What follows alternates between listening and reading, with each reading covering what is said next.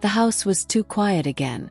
Rachel sat on the edge of the cream-colored sofa, legs tucked under her silk robe, a half-empty glass of red wine trembling slightly between her fingers. The walls around her echoed with the absence of laughter, of conversation, of attention. Another night without Ethan. Another night pretending that the silence didn't hurt. Her husband's voice had become more like a calendar notification. Brief, scheduled, predictable. Got meetings in Chicago all week. Don't wait up. Love you. Words that once meant everything now felt like background noise. She took another sip. Outside, the rain was gentle, tapping the windows like someone seeking permission to be let in. She glanced at the time. 2:44 a.m. The digital numbers glowed coldly. She should have gone to bed hours ago. But sleep rarely came easy these days, and loneliness had a strange way of keeping her awake. Her phone buzzed. Malik. Hope that smile's still lighting up your night. A soft gasp escaped her lips. She hadn't heard from him in over a week. Not since he fixed the bathroom sink. The day she'd worn that low-cut top by accident and caught him watching her reflection just a second too long. He hadn't said anything. He didn't have to. Rachel. Didn't expect you to be up this late. His reply came instantly. Malik. Working nearby. Thought of you. Still can't forget that tea you made me. She smiled. It was harmless. Flirtation, nothing more. But still her heart fluttered. She typed slowly, carefully choosing her words. Rachel. Well, the kettle's still hot, if you're brave enough to knock at this hour. She didn't mean it. At least, she told herself she didn't. But a thrill ran down her spine as she hit send. This was dangerous territory. She was a married woman. But she was also a forgotten one. Time ticked forward. 5 minutes. In. Then came the knock. She froze. A soft, deliberate knock at the front door. She tiptoed to the window, her breath hitching. There he was, Malik, tall, broad-shouldered, standing under the porch light. His shirt clung to him from the mist in the air. He looked calm, confident, like he belonged there. Rachel's heart pounded. What was she doing? She opened the door just a crack. Malik. It's almost 3 in the morning. He smiled, warm and slow. And yet, you're still up. She didn't move. He tilted his head. I can leave if I misread things. There was no accusation in his voice. Just honesty. She opened the door wider. The scent of him, leather, wood, and a hint of spice, wrapped around her as he stepped inside. She noticed the way his eyes moved around the room, respectful but observant. He didn't look at her body, though she was sure he could see the outline beneath her robe. I was just having a drink, she said softly, moving toward the kitchen counter. Didn't expect company. I won't stay long, he said. Just thought maybe you'd want someone to talk to. She handed him a glass without asking. Their fingers touched. Just barely.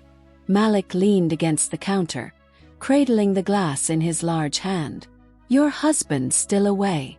Rachel looked down. Chicago. Again. A silence stretched between them, but it wasn't empty. It was electric. I always wondered, Malik said slowly, how someone like you could look so alone. The words hung there, bold, risky, real. Rachel didn't respond right away. Her throat tightened. People stop seeing you after a while, she said. Even the one who promised they never would. Their eyes met. A minute passed. Maybe more. She didn't remember who moved first, whether it was her hand brushing his or his knee touching hers beneath the counter. All she knew was that the distance between them was shrinking, and the silence, once cold and hollow, now burned. Outside, the rain began to fall harder. Inside, her world quietly shifted. And just like that, she knew. This night wouldn't end the way it began. Rachel couldn't tell if it was the wine, the loneliness, or the weight of being desired again. But as Malik stood before her, inches away, something inside her gave permission. No words were needed. His eyes held a question, and hers gave the answer. She reached up and gently smoothed the raindrops from his shoulder. The fabric of his shirt clung to his chest, outlining every curve of muscle. He stood still, letting her touch him, letting her decide what came next. "You're soaked," she whispered. "Doesn't bother me," he said, voice low, steady. "Not when you're this close." He wasn't aggressive. He didn't press. He didn't have to. His presence filled the room with a quiet gravity, like a storm building without thunder. Rachel was drawn in. She turned away, pretending to fuss with the wine bottle, heart hammering. "This is crazy," she muttered, more to herself than him. "I can go," Malik said behind her. But his voice held no urgency, only patience. "You invited me in. But I won't stay where I'm not wanted." She hesitated. "It's not that." "Then what is it?" She turned to face him, eyes glossy under the dim kitchen light. "It's that I've forgotten what it feels like to be seen, to be touched, to matter." Malik stepped closer, slow, deliberate. He reached out, resting one hand lightly on the curve of her waist. His touch wasn't rushed, it was careful, as if waiting for her to pull away. He didn't. "I see you," he said, his voice like velvet. "I saw you the moment I walked into your house weeks ago. And I haven't stopped thinking about you since." Her breath caught. It wasn't just what he said, it was how he said it. Like he meant every syllable. He leaned in, and when his lips finally brushed against hers, they were gentle, testing the water. She responded with more urgency than she expected. Her hands finding the broad lines of his shoulders, the heat of him, the safety. In that moment, Rachel wasn't a wife. She wasn't a woman waiting for her husband's attention. She was someone's desire, someone's choice. They moved together without words. The kitchen counter behind her pressed into her back as his hands slid around her waist, lifting her with ease. Her robe parted slightly, revealing skin that hadn't been admired in far too long. He paused, searching her face one last time. "Tell me to stop." He didn't. He couldn't. Their mouths met again, this time hungry. The quiet around them seemed to disappear. No rain, no ticking clock, no guilt. Just two bodies rediscovering need. Her hands ran across his chest, down his sides. He moved with control, confidence, like a man who respected what he touched. Her breath quickened. His hands explored but never rushed. He wasn't there to take. He was there to give. The robe slid from her shoulder. She felt his breath against her neck. Every inch of her skin woke up under his fingers. She tilted her head back, letting herself be present. Here now in his arms. For once, she wasn't the one waiting. She wasn't the one longing. She was the center. It didn't matter that it was wrong. What mattered was that it felt real. As they sank into the moment, bodies close, hands memorizing, the world outside stopped mattering. His lips traced her collarbone. Her fingers tangled in his hair. Everything she had craved, every ache she had buried, surfaced all at once. And then, silence again. Not the empty kind. The full kind. The kind that follows something intense, sacred, forbidden. They stood still, catching their breath, wrapped in the heat of what they'd just done without fully doing. She rested her forehead against his chest. His heartbeat was steady, strong. "I've never done anything like this," she whispered. Malik held her without judgment. "Neither have I. But I don't regret being here." Her throat tightened. She wasn't sure what she felt. Relief, guilt, satisfaction. Probably all of it. She pulled away gently, adjusting her robe, trying to find words. "This changes things." He nodded. "It does. But only if you want it to." Rachel looked toward the window. The rain had slowed.